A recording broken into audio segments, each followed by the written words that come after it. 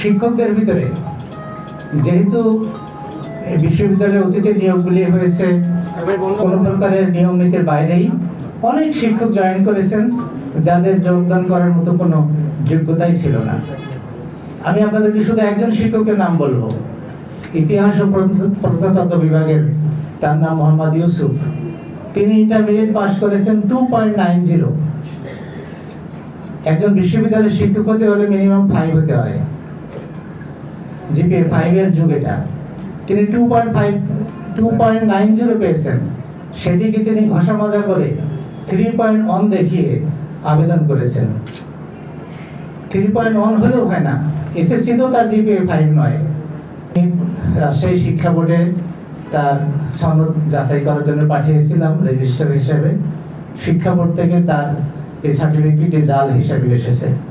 এটিও একটি আমার অপরাধ। এই বিশ্ববিদ্যালয়ে গণযোগাযোগ সাংবাদিকতা বিভাগে একজন শিক্ষক আছেন, যিনি শুরু থেকেই তার নিয়োগটাই হয়েছিল অবৈধভাবে। তার নাম তাবিউর রহমান, আপনারা অনেকেই তার নাম জানেন।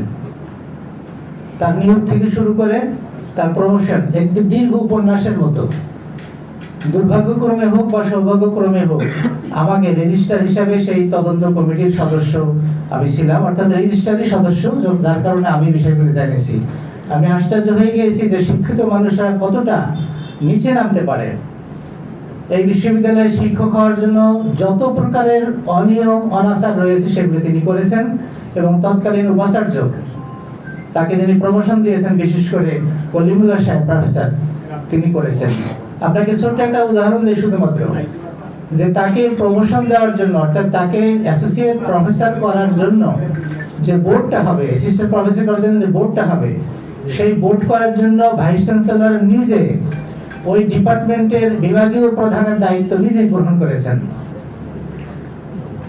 ভাইস চ্যান্সেলর নিজে ওই ফ্যাকাল্টির ডিনের দায়িত্ব গ্রহণ করেছেন।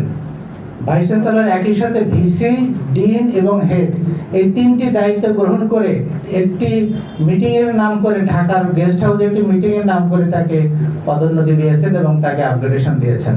এবং ওই দিনে একটি বিশেষ সিন্ডিকেট ডেকে সেটাকে তিনি অনুমোদন দিয়েছেন। আমার জীবনে আমি এত দুর্নীতির, এত বিভৎস দৃশ্য কখনো দেখিনি।